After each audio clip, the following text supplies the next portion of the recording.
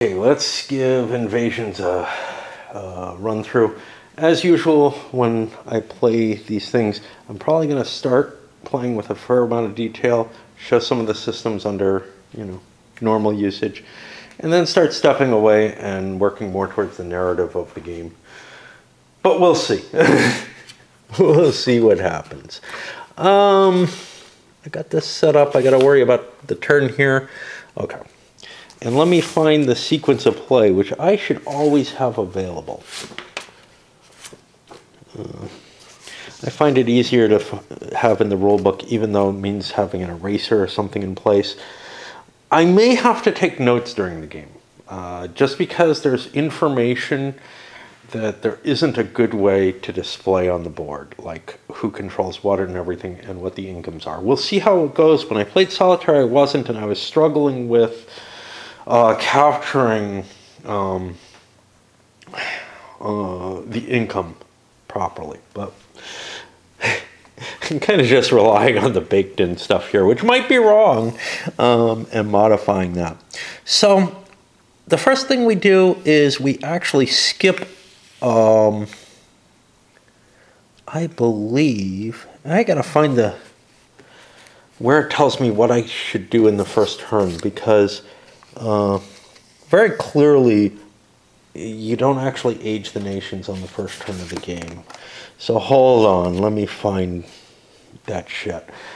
Which is probably where it tells me that I don't do section 2, and then that actually ends up being 2A. I found it. It is indeed here. It's this little double red thing, which is mentioned here under caravan. So in on turn 1, for some reason, caravans aren't done. I have no idea why you'd want to skip that in particular, unless you were skipping the entire income phase. And administration was supposed to be skipped, which would skip the entire income phase, but it's changed to 2A only.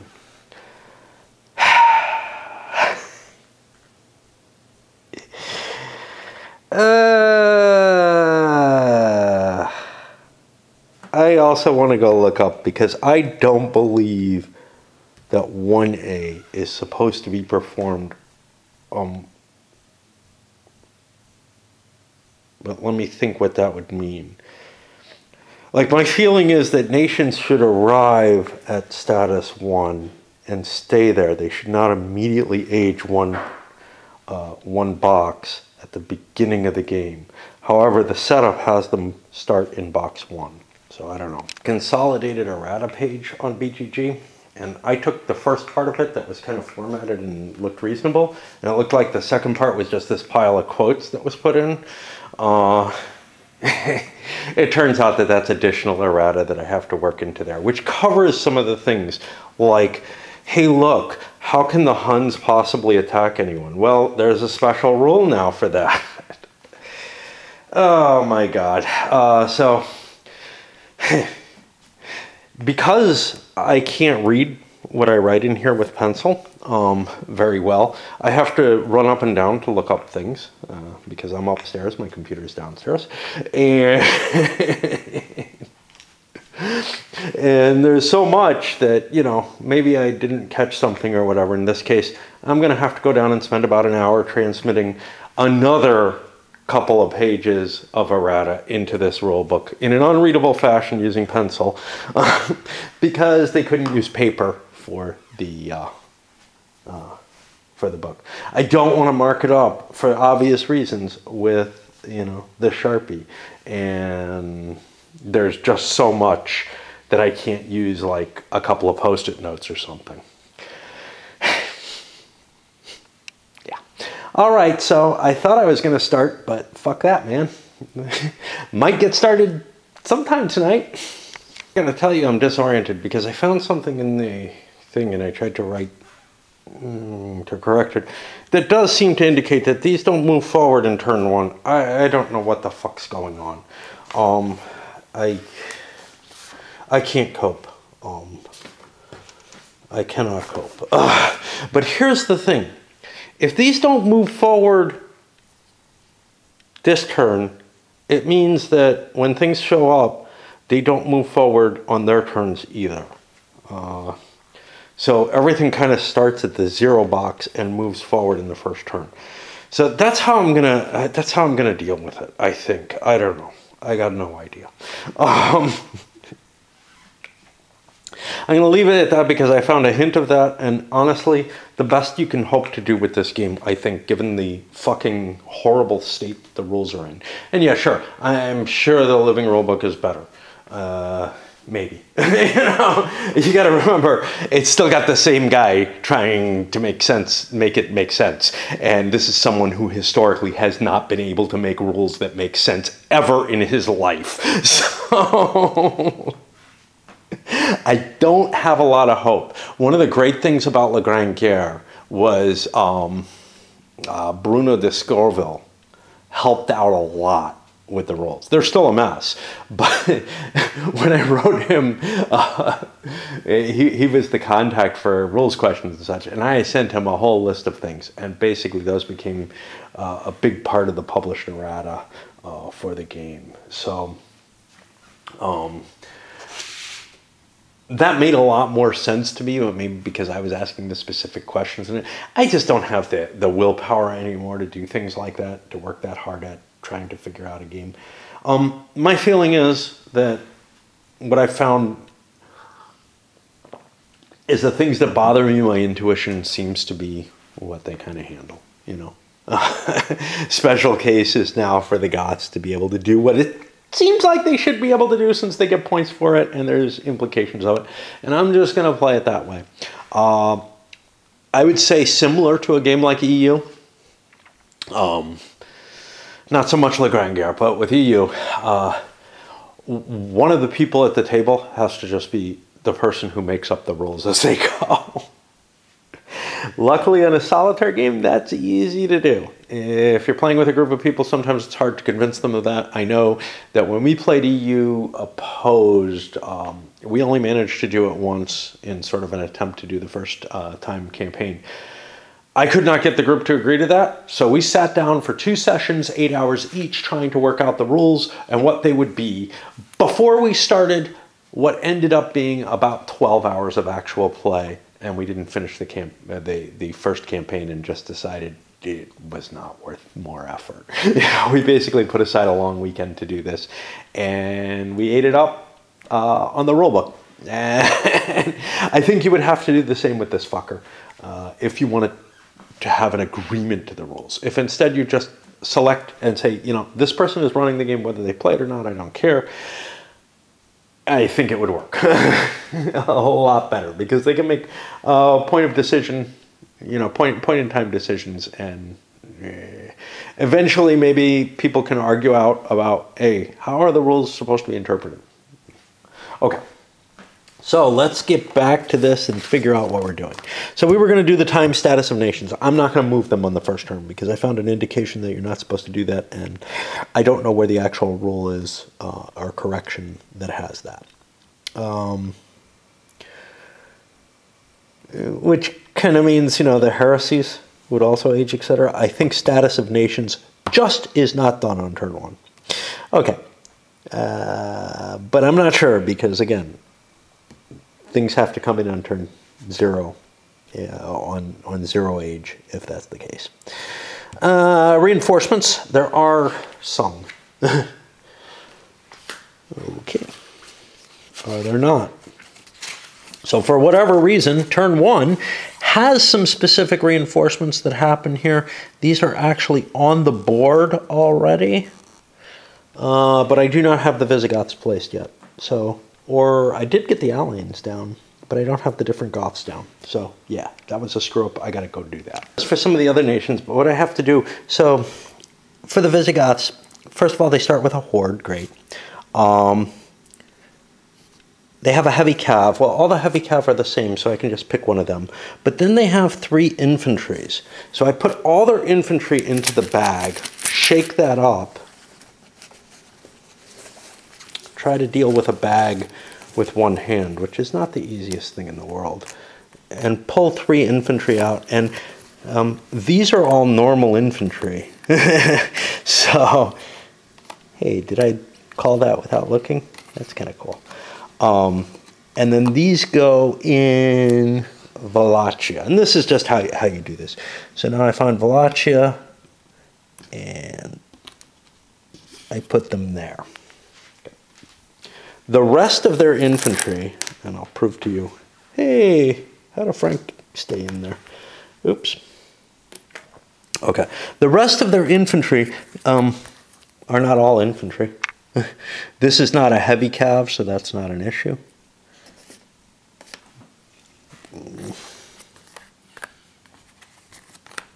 This is not a heavy cav. It's actually an elite, which might have ended up as an infantry and confused me. They had an archer, they had an elite, which would just end up being one of these things anyway, so that wouldn't matter.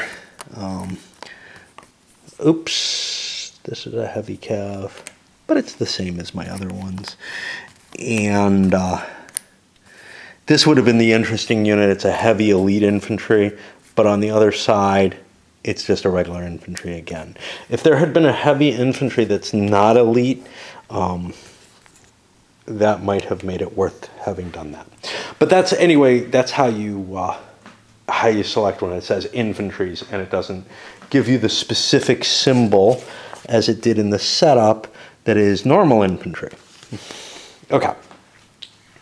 What the hell was I doing?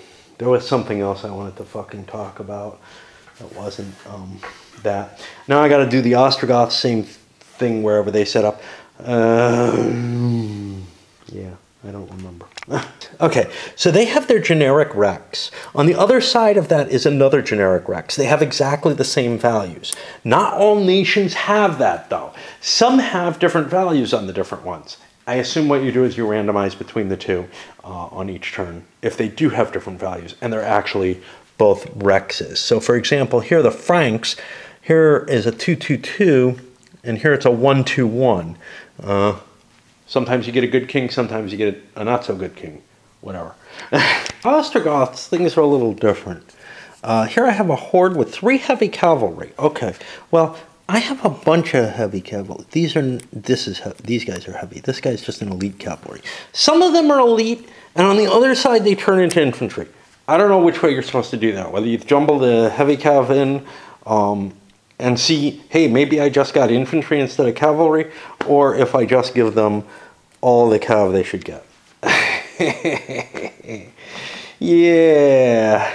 I think, and this is how I did it last time, you randomize, which means you may not get cav for everything that you're supposed to get cav for, because I've got some heavy cav here that turns into not heavy cav because of what it is. Again, I don't know. Maybe these are just infantries and should be in the infantry pool.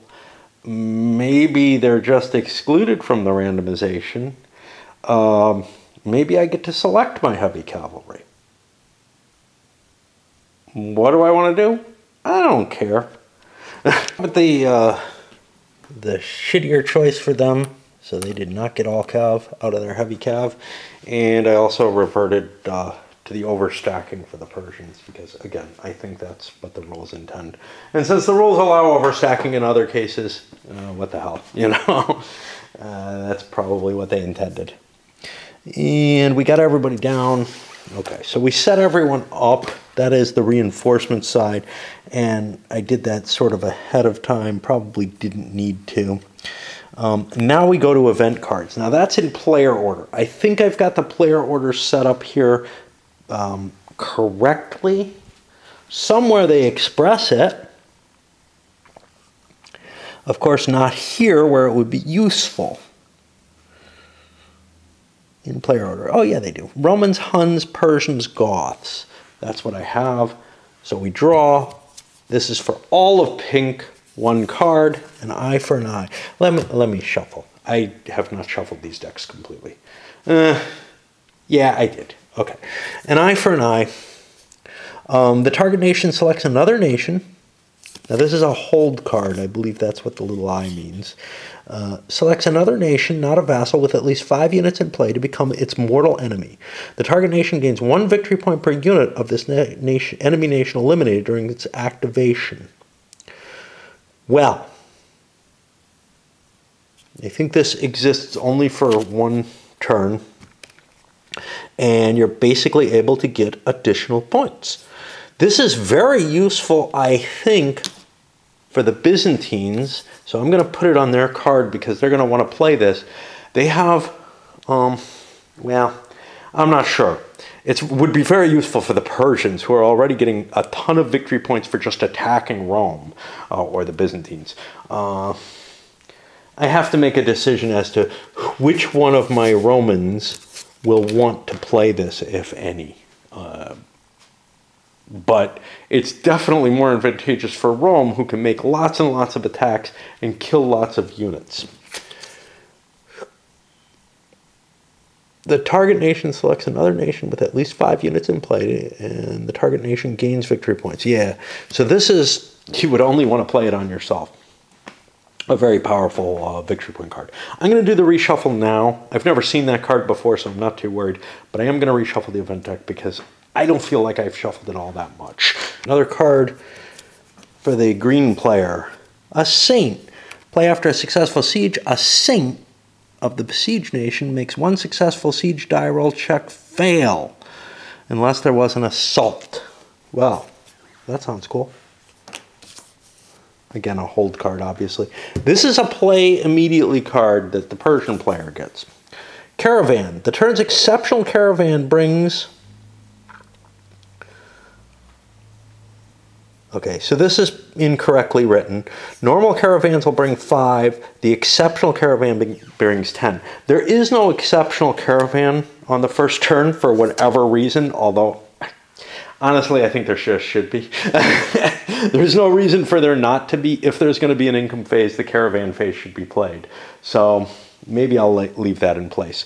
But that'll bring plus 10. The others will bring plus 5. It's not that the exceptional caravan always brings plus 5, and the others bring plus 1. So, whatever. And now the final one is going to be for the blue player, which is the Goths. And we can see the first player is going to not get an event of their own for next turn. This is a treachery play during a battle. Play on the attacker or defender up to 2 enemy infantry. Switch sides. They're ignored for stacking purposes, and they're eliminated after recovery if they're not already destroyed. They probably will get destroyed because you want to kill your own units. But anyway, that's kind of nifty. Okay. That may actually make the Goths more willing to stick around to face the Huns. And we'll talk about that decision as we get to the Gothic turn, which isn't too far in the future. Okay. Raids. All right. So we go to the timetable here, which should always be open. And we have the Berbers raiding into Africa. Now, if we look at the Berbers card, they raid from Numidia here into somewhere in Africa. I don't think I'm allowed to raid Mauritania, but that's okay because there are no towns there. Well, let's look up the raids rule because I think I'm only allowed to raid an empty town anyway. I can't raid an actual city. So,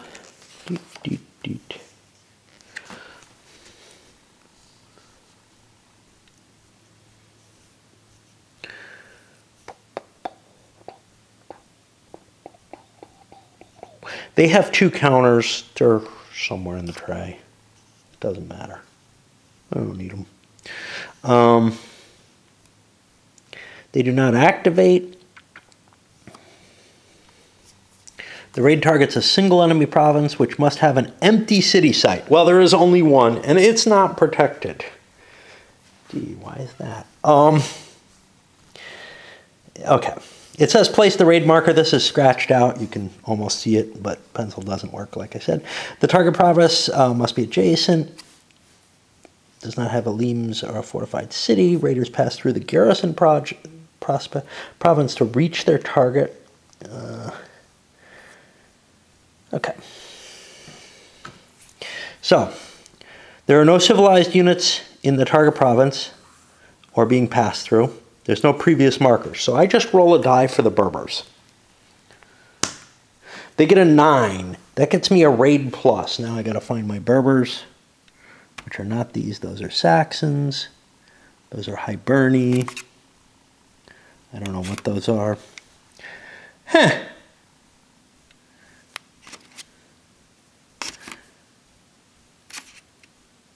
I think these are them.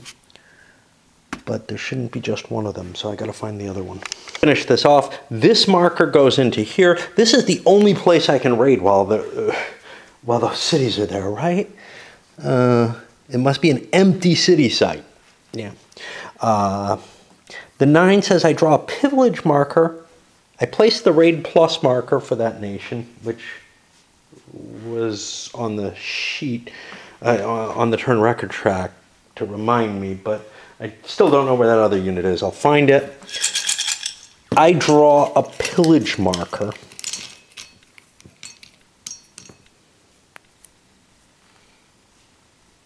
Which is worth 3. So the well, actually this doesn't even matter, but I do have to draw it because it could be an event that took play for green. I do gain 3 if the Berbers had a cash marker, they would get it, but they don't exist as a regular thing. They just exist as an inactive at best. I get 3 victory points, which I mark down. You're going to see the fun of this. I look for the green player. The Berbers are, I think, these. And I give them their 3 victory points, which is what they got last time. Although it doesn't say it, I believe I have to put a loot marker here. A pillage marker, which will reduce the income of that area. It is not the marker I drew. The marker I drew is unimportant. It was only being drawn for a possible event because the Berbers can't get anything, and that is it. Okay. So now we move on to the next raider. The next raider is the Kushans, which is these Kosani. They raid from Kushania into Persia. And you'll notice these raiders can last for a long time. So, okay, so I find Kushania, which is up here. There is only one place I can hit. Well, I could pass through it, but there's as much of a penalty on that. So here, there's a civilized unit there, so that sends a -1 to me die roll. I roll a 4, that's a 3, failure. One of the Kushania units is removed from the game. And that's these guys. They only have 2, and they're the same. So this is the exact same thing that happened to me last time. Yeah, there's nothing on the back of it. And that once I lose 2 of them, I think that, yeah, they're gone, so they will not produce extra victory points. So they did not do much here. I could have used an event or something maybe to affect that. And now the third raider is the Picts, who I believe are blue, and we can flip these. They've taken their turn in each case, so that I don't have to worry about them for this turn. The Picts, you can notice they only raid for 2 turns, so they're not going to do much, but they actually have 3 units for some reason, more standing power, and they raid into Britannia. Well, in both cases there's a limit. I can't hit Cumbria, but I can hit here. I can't raid beyond that, so I am raiding at a -1 as well with the Picts. They get a 5, which is a raid minus. They would get a buck, but they have nowhere to put that. They get a victory point, and they get the raid minus marker for the Picts. Here. They did not destroy the Limitates. They did not put a loot marker. But I do get a victory point, which, again, I mark down on the sheet. All right, now we go back. That was our raids, caravans. Like I said, I'm not going to follow the rules here. I think they don't make sense. If there's going to be an income phase, the caravan phase should be played out. So we roll a die.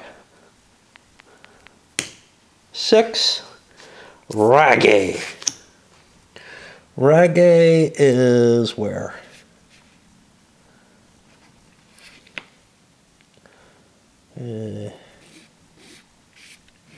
That's Raetia. I've got it mistaken. Where is Raggy? There's one. There's Nubia.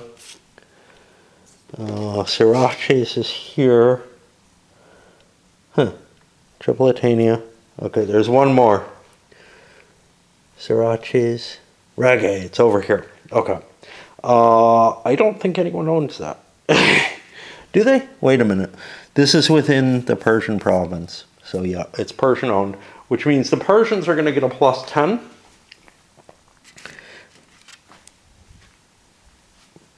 For that. And all others, although there's only one other marker, which I don't know why it exists, are at +5 instead of +1, which means all the civilized nations get a little bit more income. But there may also be some barbarians sitting on any of these? No. Okay. So that is that. And again, you shouldn't be doing that, but I did. Now, civilizations get their diplomacy cards. Again, I want to shuffle these before I use them, so I'll back off for a moment. In player order, I haven't reshuffled. Okay, let me speak about what was on my mind. I went down and peed and grabbed a pipe and stuff like that. So one of the things I wanted to mention, I think somebody else, it looks like somebody else has posted at least one turn of playthrough on BGG. They probably know what they're doing better than I do. This is like the Stellar Horizons thing, you know. I would go with the guy who knows what he's doing and has probably studied the game at least a little bit and tried to figure it out. I've played, you know, a turn, 2 turns of it incorrectly in many ways. And I'm now diving in. I feel like this is, you know, this is the experience that I like to provide is, hey, let's deal with this game and in whatever form we have, because I don't have the time to really work my way into games to give any kind of tutorial type situation. Anyway, let me reshuffle those suckers, and then, like I said, they'll start in player order, which means Persia draws first. A lot of choices in diplomacy cards, unlike the event cards. This is a nihil. Essentially, I can hold on to this, and it's going to give me a buck at the end of the period. The only other civilized countries are the 2 Romans. Well, we're going to have to spread them out so that I got room for cards. The Westerners draw first because they are older. No. Wait.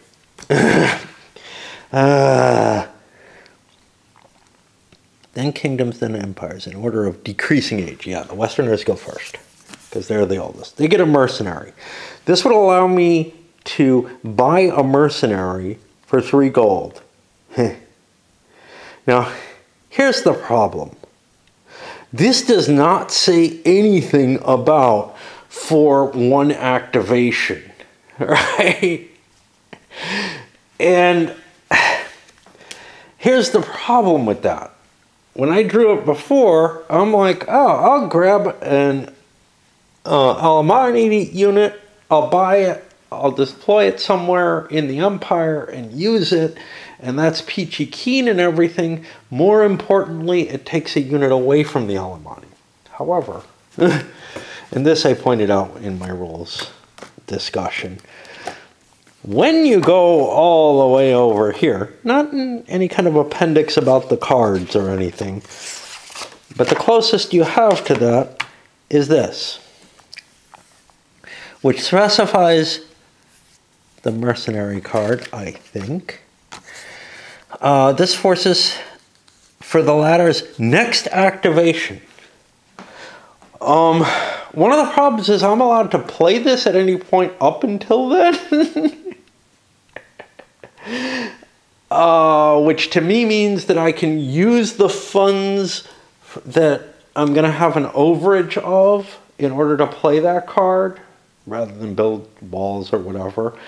And then somehow I have to indicate who I played it against or whatever. I don't know. Otherwise, I have to hold it and use only the money that I have left after my economic and purchases, which is problematic because that's money I want to save for the next turn. So it's like the way I played it before, this was kind of free to play and was much more powerful. I think what I'm going to do is end up just leaving it face up after the economic to indicate I bought a diplomacy mercenary. I don't know what I'm going to do with it. And finally, and you can see these are different color a little bit, maybe, I don't know. This is a feudus. Okay, well, we know we can't trust what's written on the cards. Great. It forces a barbarian to accept a feudus, becoming a federate. Well, this is something I can do anyway. And I don't think I want to. I think I want to keep this card. I have no real desire to grant somebody 2 of my territories. Although there are advantages to that. So for example, I could make the Visigoths a feudus. That would give them victory points, but prevent them from moving west. Interesting option, isn't it? And they would end up providing me with a defensive position. Of course, I can make them a feudus without this card and still gain my victory point for it. So then there's kind of the thought of, well, where else might I want one? I don't know. I'm going to hold that in reserve, but I am going to consider the option of making the Visigoths a feudus because that will defend me from the Huns. And can I force them, though? That's a good question. I don't know. I mean, I certainly can force them with the card, but I don't know if I can force them here. It's a voluntary agreement. Yeah, so they are not going to agree to that if they want to run away from the Huns. Which may mean that I want to play that card and force them into a feudus arrangement in order to protect myself from the Huns, but also prevent them from causing problems in the West that they're going to do. Because right now I know something about the Visigoths. On turn 3, they want Cisalpina, Provence, Septimnia, Tuscany, and Umbria. Each of which is worth like 5 points to them. This is all shit in Italy. I don't want them in Italy. I don't particularly want them in Moesia either. But, and where's Sarmatia? Okay. There was a special rule about, I think this counts as part of Moesia until there's another city in Sarmatia, which, because Sarmatia is a barbarian town, so there's like something special, that this becomes part of Moesia instead for this period of the game. Anyway, yeah, good luck remembering that shit. Yeah, so I think I do want to force the Visigoths into a feudus arrangement. Now, do I have to do it now? Nah, not necessarily. I can debate it for a little bit longer. Basically, I have to do it before the Visigoths move. Now, the Visigoths are not the first people moving. The Alemanni, the Franks are going to go before them. The Ostrogoths are going to go before them. The Picts have gone. Okay. Yeah, so... And here's another thing. I might want to watch where these others go and offer them a feudus instead. They might be more interesting. Like the Ostrogoths might end up somewhere where I would rather feudus them, because they also are going to be heading on turn 3 where they went Dalmatia, Epirus, Nadia, Panolia, Thracia. And that's kind of close to my Eastern Empire stuff. But here's the thing. This is one player. That player is going to be running both empires. So I may want to keep some pressure off the Western Empire. And the Visigoths are probably the people I am most afraid of cutting through my territory right now. Although the Ostrogoths are going to try to settle in Italy eventually. And that's the other thing. So here I've got, they want these, but next turn they want stuff in Italy instead of in Dalmatia. And the Visigoths want stuff in Spain, and notice they get a bonus for making a kingdom or empire in Spain. So there's a lot of things that's coaxing them to try to move through my territory. So that's something to keep in mind. I know that I was kind of surprised finding this stuff out the first time I played. On turn 2, I started seeing, well, on turn 1, I started seeing them migrate because they're like, we want to get away from the Goths. Well, I'm afraid they're going to do that. So yes, let's Fides them. While we have cash, why not? Let's wait. Let's wait. Let's keep the option open. Okay.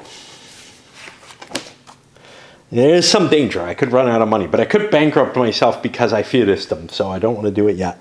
That is going to put us to the administration phase. For whatever reason in this game, you do not play the administrative cards in the first turn.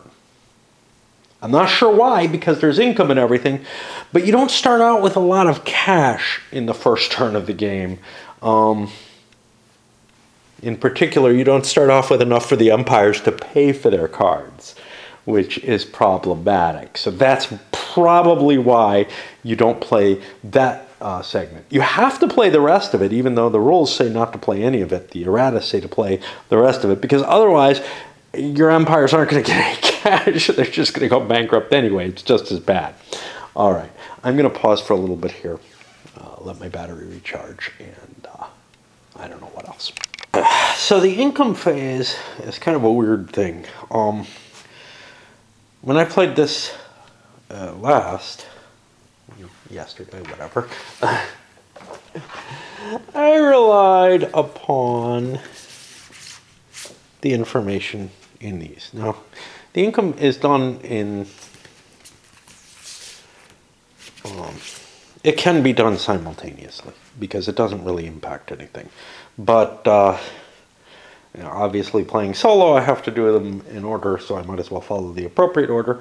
The Persians are the first country with an income phase. And what I did was I just relied upon the kingdom administration.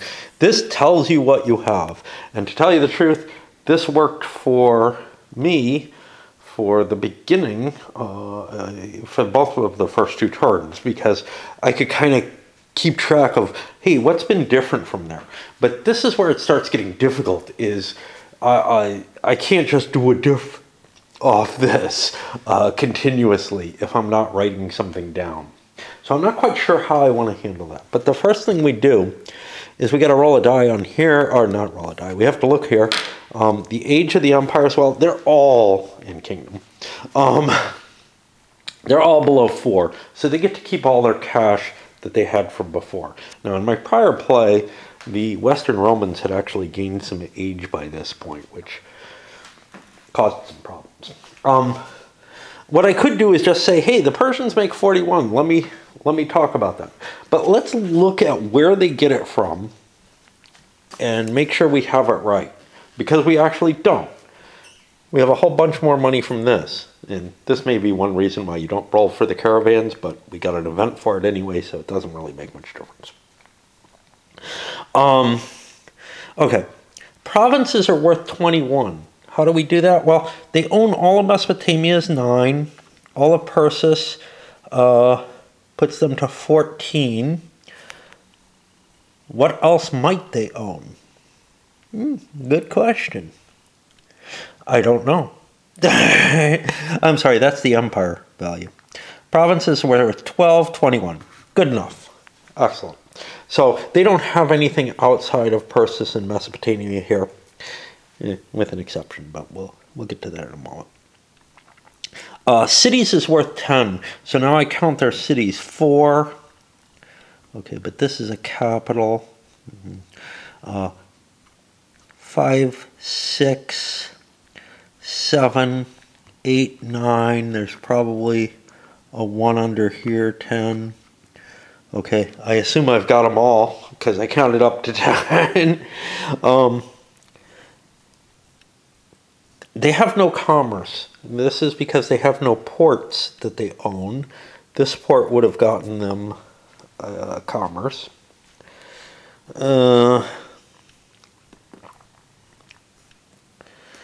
Caravan. Normally they would get 1, but they get 9 more. So we're up to 50 for their cash at this point. This puts them well above the track limit, but that's no big deal. Tribute. They have 2. They're getting tribute from a client. Now, do we have client markers? I don't think we do, no. So they're getting 2 tribute, I think, from the Hibernians. And off-map, they get $2 from their external provinces off-map. If I was playing with the East module, I would be running a larger country, presumably that makes a lot more money. But some of that money can be afforded over here, I guess. Okay. I choose not to do that. I did look at the other guy who's doing videos on this currently. Very professionally done job, not like my shit. But he is playing with the off to the east side map expansion. Again, you kind of have a choice. Do you want to play with that, or do you want to play with the earlier stuff? I find the earlier stuff kind of uninteresting for various reasons I brought forth in the intro discussion. The East does interest me a great deal. I bought them both. I don't feel capable. I feel like I'm going to fight with what's in here already. Okay.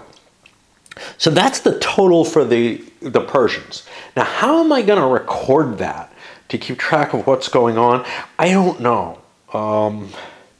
I feel like I can do what I was doing and then start maybe keeping a notepad for each turn for what's changed and what takes effect. But I don't know how that's going to result overall. Obviously, I could go around counting, but that's not very good.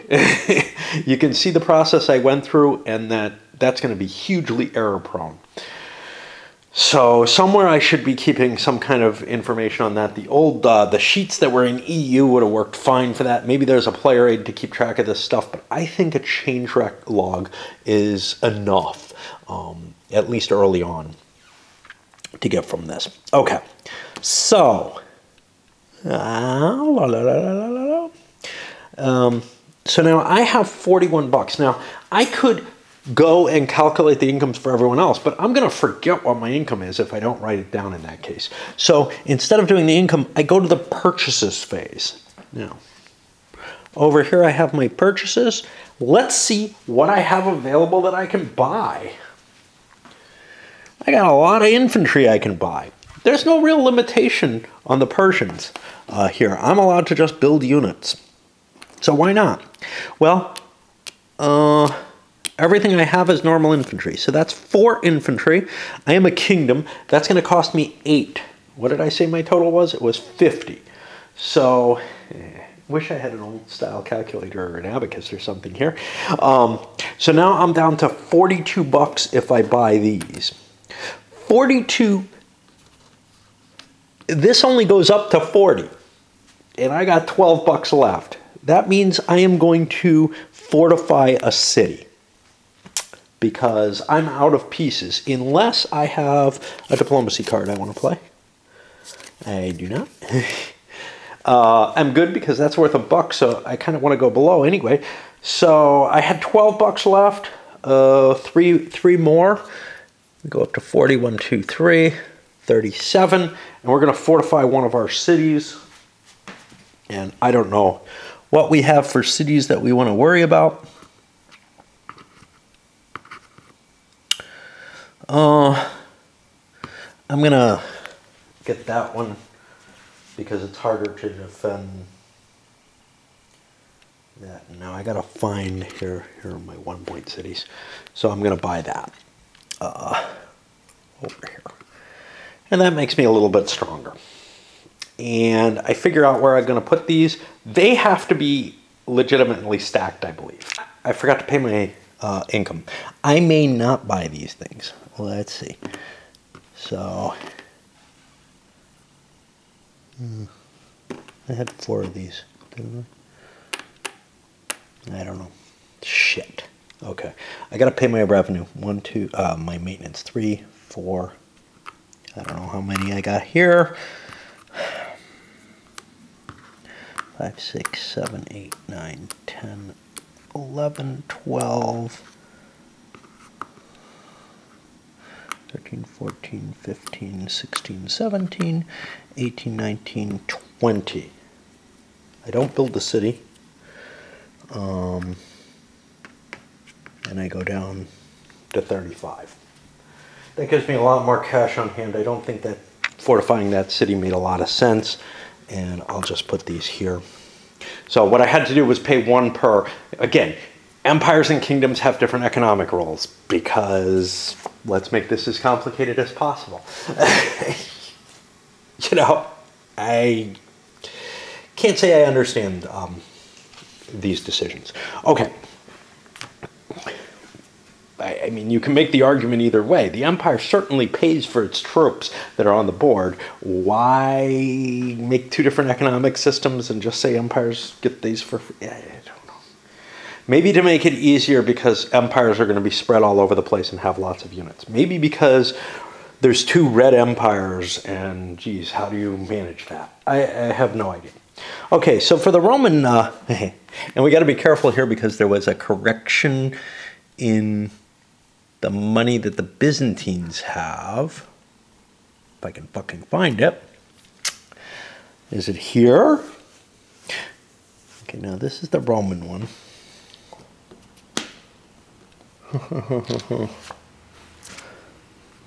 Okay. Imperial administration, yeah. So this is kind of interesting, and I don't have it. I swear I wrote this. Maybe I only wrote it in the annex.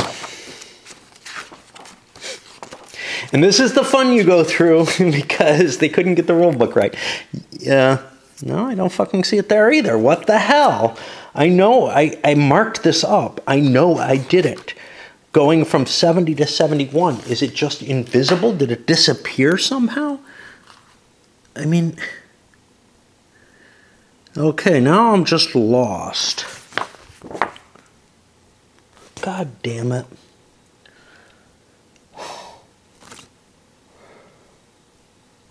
Was it the Persians that are wrong? Okay, now I'm lost. Because I know I marked this up. All right, time to go look at the errata again and see what I'm not seeing that I wrote down in pencil somewhere but seems to have vaporized. Maybe because my finger erased it because of this slick oil-based paper substitute. I marked it up again and I think I did it on both of these. My finger does not smudge it. This time I used a mechanical pencil and it's sticking better. It's really weird because with these weird shiny papers that aren't paper, of course, they're just coated with some polymer. What I found is sometimes one pencil or a different type, or sometimes a different type of pencil works better on these. These cut into it. They're probably not erasable with the mechanical pencils, but this mechanical pencil worked. A different one doesn't. You know, I mean, it's like, I don't know. Anyway, what do we got? Well, for the Byzantines, there's a slight mistake. They counted the cities wrong in the booklet. It's actually worth 33 points a city, so it's at 71. So let's look at the Roman income now. What they say with the Roman income is it's 67. It's calculated a little differently, though. So first, there's 7 areas under complete control. They're worth 2 each, and we can count those areas. It's 1, 2, 3, 4, 5, 6, 7. They're just worth 2 each. You don't worry about this. This is the number of cities that are present in each area. Okay, so that's worth 14 there. Cities, they say, is worth 30. So we can look that up. 6, 18, 23. Okay, we're already at 30. So that can't be right. So those numbers are not right for empires. Interesting. So we have to actually count the cities, perhaps? Well, what do we have here? We have 4 here, not 6. What's the extra 2 from? I don't know. Interesting, isn't it? Okay, what do they say that's supposed to be?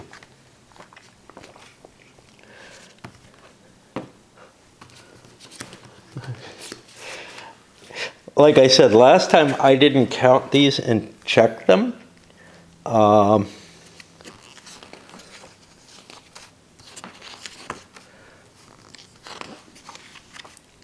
black square indicates the total control income, 2 plus all of the cities. Oh, okay, so this includes all value. So yeah, so this has 1, 4 plus 2 for the area. Gotcha. Okay. So if I add up all the black squares of the areas I should get the total including the cities. I'm not going to count the cities. Again, it's a pain in the ass to do this full calculation. And if I have to do it a couple times during the game, I'm going to be really miserable. The capital itself is worth 10. Hey. I thought the capital of Persia should be worth something, and I don't remember seeing it in here. Ah, it's worth 5. Okay. That's in addition to the 3 points, or the 2 points that the capital is actually worth. 2 points, 3 points? I don't know. 2 points. I think we're going to have problems if I don't check that. So let's see what Rome is worth. 1, 2, 3, 4, 5, 6, 7, 8, 9. Uh-oh. 1. Oh, maybe Sicilia is part of it. Again, it's really hard to see what the value of things is if you can't see where the borders are, and there's no clear border delineation. Whether Sicily is part of anything, nothing, whatever. Representational issues on the map, of course. Okay, so yeah, we guess Sicily's part of that then. The capital's worth an additional 10 on top of whatever it's got there. Commerce is 11. Well, this is kind of interesting. Let's look at what commerce is worth here. Gotta find the economic information. We haven't had to deal with this before, and I haven't bothered to read. Okay, commerce is 1 per sea zone where, and this is that has a ship in it, where the nation controls at least 1 coastal city not in revolt. Okay, so that's 1. There are no cities here. Not coastal. 2, 3, 4, 5. I get 6, not 10. But if I count the numbers in there, I get 3, 4, 5, 6, 7, 8, not 10. Interesting. Okay, let's look at this again. Gain 1 per sea zone where the nation controls at least 1 coastal city not in revolt. Let's look. There's a coastal city not in revolt here, so that's worth 1. There is no coastal city here. It doesn't have a port. That's the indication of coastal. No, not there yet. Okay, so I'm at 1, 2, 3, 4, 5, 6, 7. I come to 8. Where could the other points be coming from? Oh.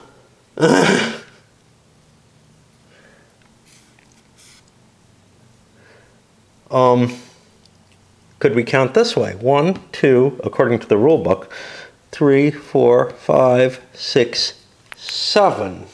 If we don't count the ship things. No. Yeah, this is really interesting. My feeling is these are bogus numbers. And I don't know what to do about it. I'm sure the hell... Yeah, I'm just not sure what to do about it. So, we'll pretend that this makes sense. I don't know. So, is this right?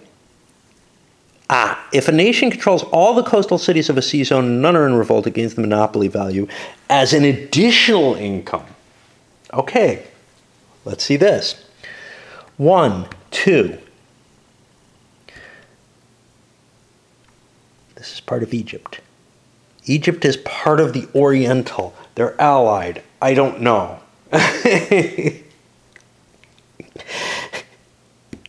3, maybe 5. 4, maybe 7. 5, 8. 6, 9. 7, 10. It looks like, for whatever reason, we're getting the full income value, including Cyrenaica, which is part of the Oriental. We're going to have to look at the Oriental Empire and see if they get that full value too, because that's what it looks like is happening. And that'll tell us how we split this. If by split they mean both get, share, I think is the word they use. Both get the full amount, which is what I was thinking would make sense. So let's take a look at what their economics is, which I couldn't find before, and I'm looking for again. Here we go. They have commerce of 13. Okay, let's see what that's going to be. We got all the cities here, so that's 3. None in revolt. 4, 5, 6, 7. 8, 9, 10, 11.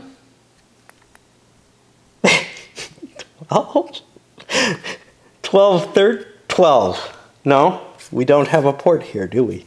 Oh, boy. Okay, we're coming up again short. Very interesting, very interesting. We're not counting this, so it's as if, but we're getting like a point off of it. My feeling is these numbers just don't mean anything. 3, 4, 5, 6, 7, 8, 9, 10, 11. And one more point from who knows where.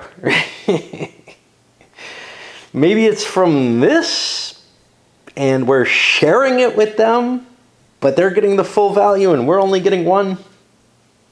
Maybe something else. I have no clue. This is not in the errata, so at least that I noticed. The second set of errata is this blob of text, not at all formatted on BGG. The first set is nicely formatted. Again, maybe this is all corrected in the living rules. Maybe this is a new mistake that nobody has corrected yet. Whatever. It doesn't make much difference, except that I will be working off of these with changelog probably, and thereby maintaining this error continuously. So let's keep looking at some of these other values here. Caravan is 1. Well, that's going to go up to 5 for this turn. Because if we have a caravan, which we do somewhere. I don't know. Tripolitania. Yeah, I keep thinking Raetia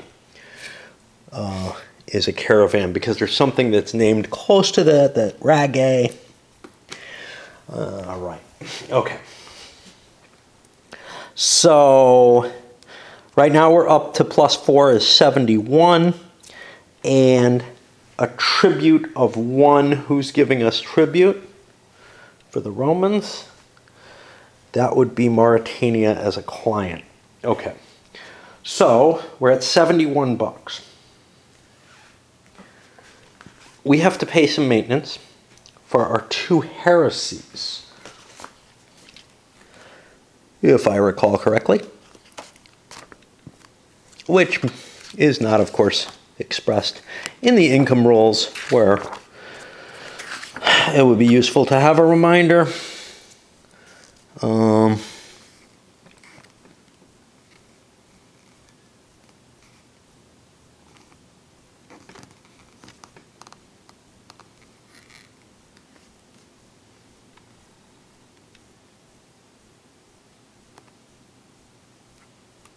Okay, I'm wrong. Heresies, I do not think have an income effect. I thought they did. And whatever. None of this matters, does it? Okay. So I'm at... Oh, wait.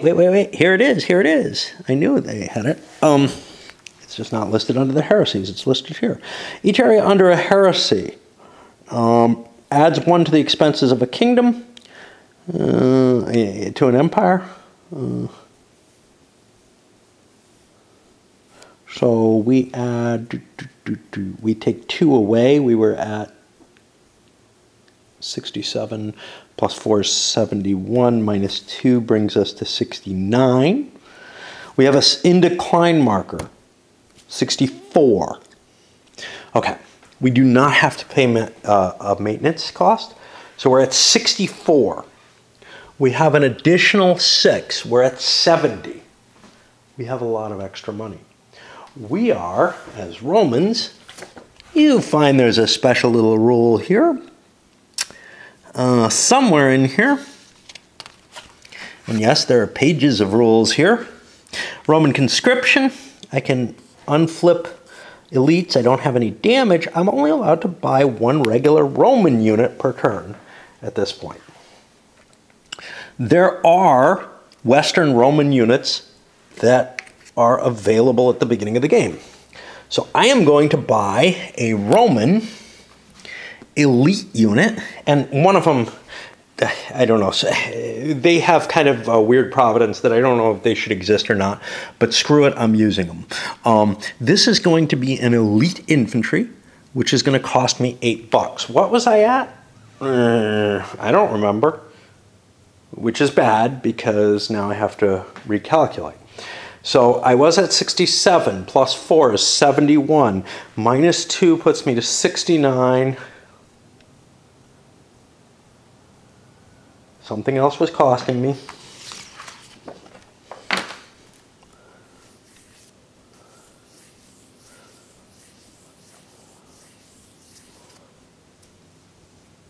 $64 minus, yeah, I should have a calculator for this.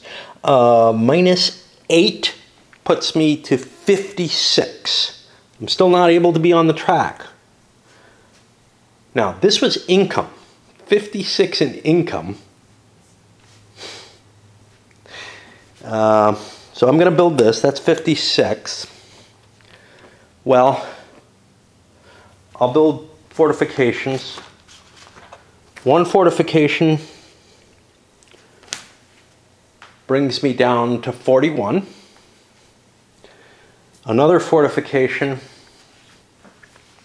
we may build different cities, brings me to 26.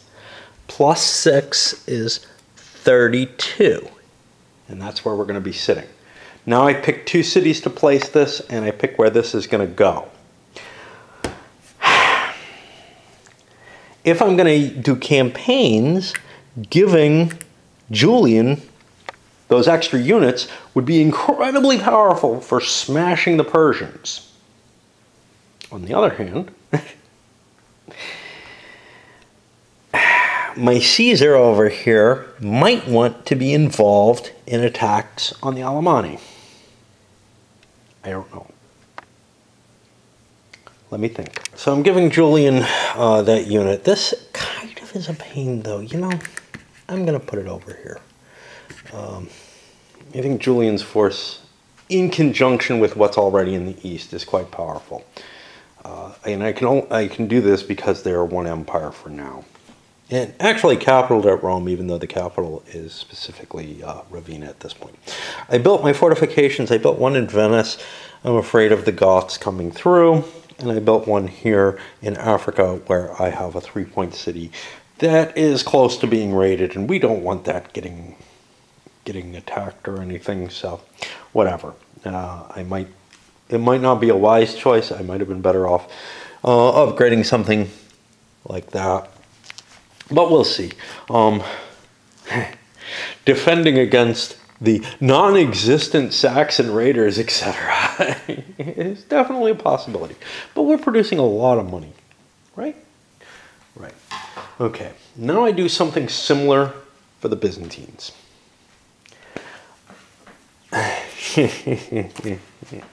Like I said, somebody's numbers ain't right, and I'm not sure whose and where and what. I'm going to take them as right, and someday they'll stop being right. The Byzantines have 71 for some reason. Plus, do they have any caravan? They do have a caravan, so they're going to give 4 extra bucks from the caravan. That puts them up to 75. No in decline, no heresies. These are different religions, but they don't, and are kind of heresies, but they don't count as them. They're kind of established and acceptable, I guess. I guess. Let's look again. So this specifies heresies, not differing religion. Let's look at the religion rules and see if there are any effects of being not the same religion as something else. I don't see it.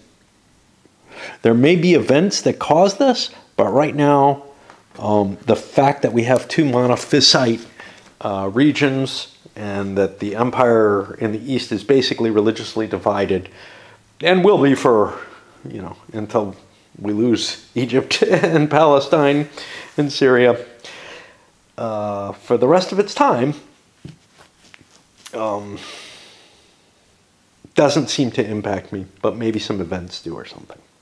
Okay, so what did we say? We said 75 to begin with. I have no costs that I can think of. 75 bucks plus a bunch of this. What can I build? The Romans can also build this. This is a barbarian unit.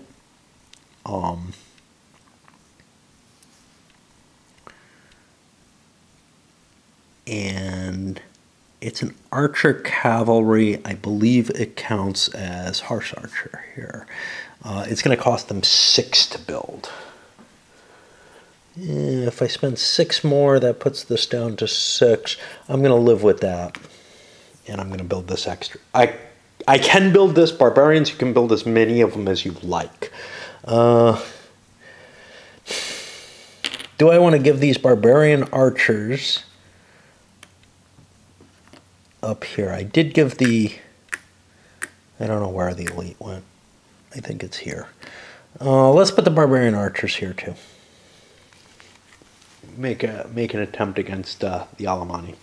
Okay. So now, what do we do? I don't remember where we are. Yes, what can we buy? There are no Byzantine units available to purchase. They have all their units that are available at this point. And honestly, the Romans do too, but those 2 extra units are in the countermix and they're not in the force pool. There's some discussion about them. Screw them. I'm just allowing the Western Empire to have them. Maybe they should just be removed from the game. There's like some discussion about how you can use them, and I don't know what the fuck. And I'm just going to allow them as if they exist. Okay, what were we at? We were at 75, I think. See, it's hard to remember these values. 75 can't build any troops. I have 45 bucks I can spend if I go to here. 45 bucks is 3 fortifications. I'll grab those and figure out where they go. The main use of my money. Pretty sure that I'm going to Fietus the Visigoths. I built my fortifications all in the Near East facing the Persians. The Persians have really intense desires to smack the Romans around. Again, this is knowledge from the last time I played. I only have knowledge for the first couple turns of the game. Ideally, you would know these things in advance. It's kind of like in Britannia. Oh no, the Danes, there's a terrible rumor that the Danes are coming in the next turn or whatever. Let's build stuff up. whatever, you know. Deal with the fact that I have foreknowledge. Deal with the fact that I will not later. You know, obviously, if you're playing a game seriously, you're going to have that foreknowledge. You're going to know what you're going to be facing in the future.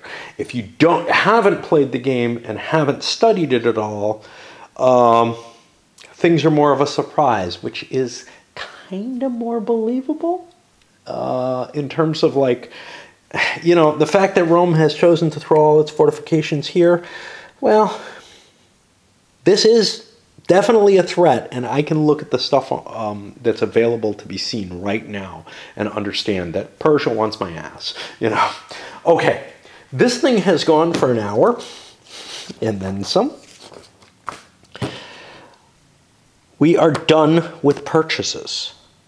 The 3 civilized nations have built what they're going to build. Revolts, subdual, there are no revolts on the map right now. So the rest of this video for the first turn is going to be the military options, unless there's 2 videos for it. And I'm going to load this sucker up as turn 1A. We will not be going in this much depth. Obviously, the economic phases and stuff like that, I'm not going to be explaining where all the money came from and thinking as hard on camera or anything like that. But I do think it's important to experience what is involved in the choices, etc., that are coming, especially on that, you know, this is one of the first times you've played the game type of, what do you have to reason, how much effort do you have to put in to figure out what you're doing? Honestly, the first time I played Britannia, I played it as kind of like, hey, this is a crapshoot, lots of dice, throw them, you know, it's fun, it's like an Axis and Allies type thing. Yeah, I know, there's people who are serious about that. Okay, it's like the Shogun game or whatever, it got renamed as a Kusa or something like that, but it's really not something that you take too seriously in terms of trying to figure out precisely how to optimize your situation. Well, the truth of the matter is, foreknowledge is really important in Britannia, and I can guarantee you it's important here as well. So, you know, you're getting a little hint into somebody who's maybe not facing this type of game for the first time, but who does, you know, understand that I'm not going to be able to make all of those broad strategic choices based on what the different nations over 12 turns are going to be. Okay, sending this up, enough babbling for now.